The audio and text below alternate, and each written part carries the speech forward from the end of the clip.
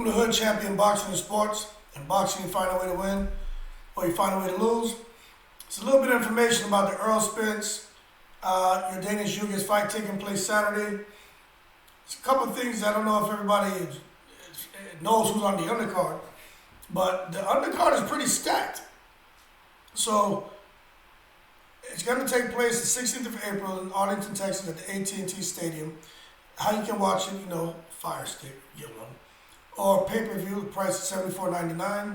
Gonna be Showtime pay-per-view. Now this is the thing, right? The undercard is pretty stacked. You got Brandun Lee. Also it shows right here, man, as far as the expert picks and who's the betting favorite going into the fight. But Brandun Lee is making noise. I'm drinking my water, man. He's making some noise as a welterweight. We'll see how he fares when he gets in there against Zachary Ochoa. But you just look at the betting odds, man. He's negative 3,000. You know what I'm saying? Like, that's crazy. So that's basically saying that this guy Ochoa has no chance on winning. So he's a betting favorite. But Brandun Lee is a great fighter. Half Mexican, half Korean. And a hard hitter. Very heavy hands.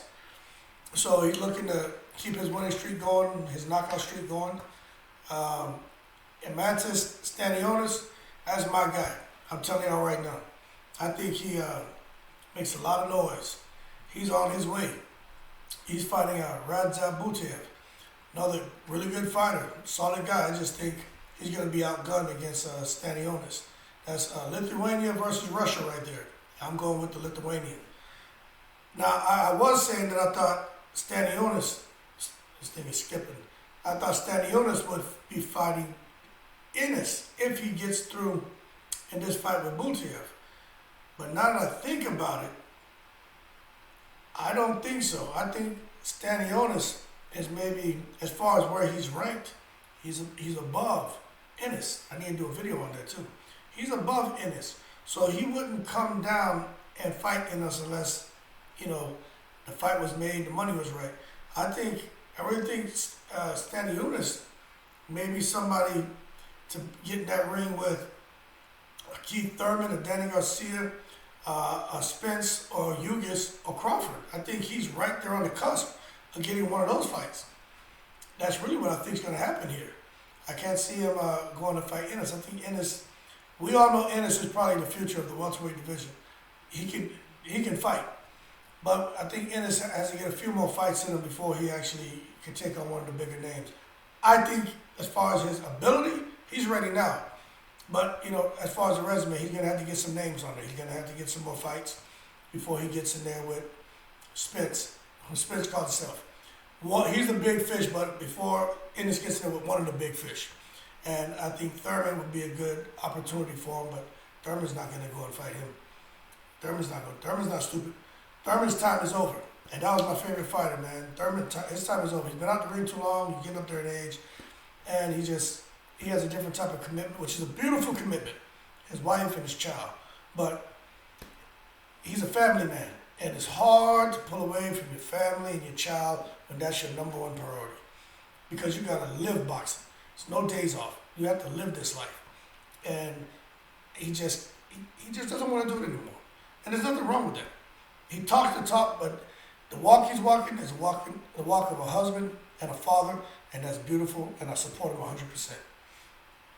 Cody, Crowley, and Josesito Lopez. Hey, man, for some reason, Josesito Lopez not really being given a chance in this fight. He looks to be the underdog, but we know you can't count him out. He can fight, and I'm glad to see he's getting another payday. Jose Valenzuela against Francisco Vargas. Hey, two good fighters, guys who know what it is to be champions. We'll see how that fight plays out. Isaac Cruz and Gamboa. Gamboa is just becoming a gatekeeper. But you got to look at who he lost to. Crawford, Davis. There was some other guy he lost to, man. But Gamboa, he got some power. He can fight. He's 40 years old. That's the problem. We'll see if Isaac Cruz can, walk him down and beat him down, man, because Isaac Cruz has power. He has nonstop, relentless pressure, and he has a very strong engine. Isaac Cruz can fight every second of every round for 12 rounds. And I think with Gamboa, it's just a matter of time before Cruz catches up to him. That's why you look at the odds makers, man. Cruz is negative 15, and you got to bet $1,500 just to make anything. And then Gamboa is a plus 850. So it'd be hard to make any real money betting on Cruz. But you never know. Maybe Gamboa still has a little fire in the tank. If Gamboa is able to clip Cruz,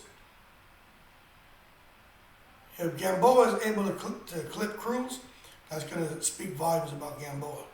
But we'll see. Especially he has a healthy Achilles heel now.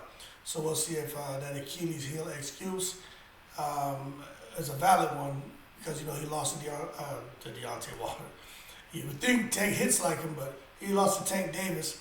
And after I think the first and second round, he was basically on his bicycle because he couldn't put a lot of pressure on one of those feet because his Achilles tendon had been ruptured.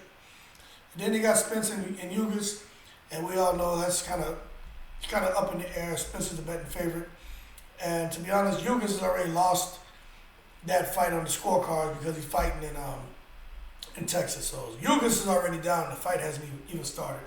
So Ugas, good luck to both of them. I just think this is going to be a chess match. Firepower versus intelligence. And we're going to see who's going to bring the firepower, who's going to bring the intelligence. I just think both of them have it. And at different times, we're going to see them exchanging as far as those positions of firepower and intelligence. And I just think the one who chooses to push the firepower and then knows when to push the intelligence, that's the guy who's going to prevail. But don't be surprised if Ugas pulls off the upset. Ugas can fight. They both have a lot to fight for. We just can't count them out. But I am giving the edge to Spence, but I just can't convincingly say he's going to clip Ugas. I just can't say that. Can't do it. But anyway, that's the latest and greatest on the Spence Ugas fight, date, time, how to order it, and the undercards. Hope you enjoyed the video, man. Like and subscribe, please. As always, y'all keep safe. Shout out to all the veterans. And you know what's coming next. I'm in the breeze.